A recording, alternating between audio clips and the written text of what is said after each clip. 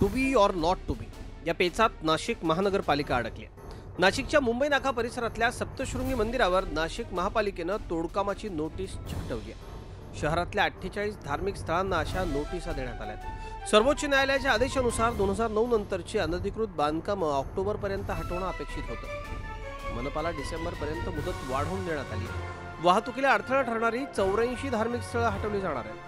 31 डिसेंबरपर्यंत जे 2009 नंतरचे जे अनधिकृत धार्मिक स्थळ आहेत त्यांना निष्कासित करायचे किंवा स्थलांतरित करायचे, तर त्याच्यावर कारवाई पूर्ण राज्यामध्ये सुरू आहे। तशीच कारवाई आपण सुद्धा हाती घेतलेली आहे। नाशिकच्या पूर्व विभागात 14, पंचवटी विभागात 25, पश्चिमेला 17, सातपुरात 10, सिडकोत 4 आणि नाशिक रोड भागात 14 धार्मिक स्थळ आहेत।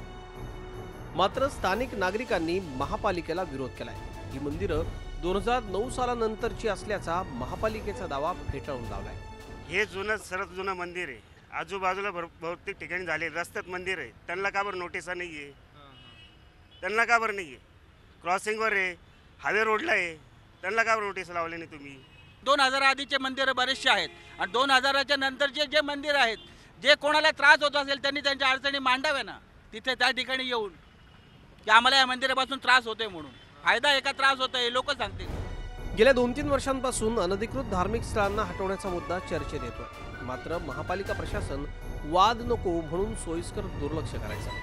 मात्र यावेळी न्यायालयानं अल्टिमेटम दिल्यानं नागरिकांचा रोष धुडकावत पालिका कारवाई करणार का याचीच उत्सुकता आहे। मुकुल कुलकर्णी, झी मीडिया, नाशिक।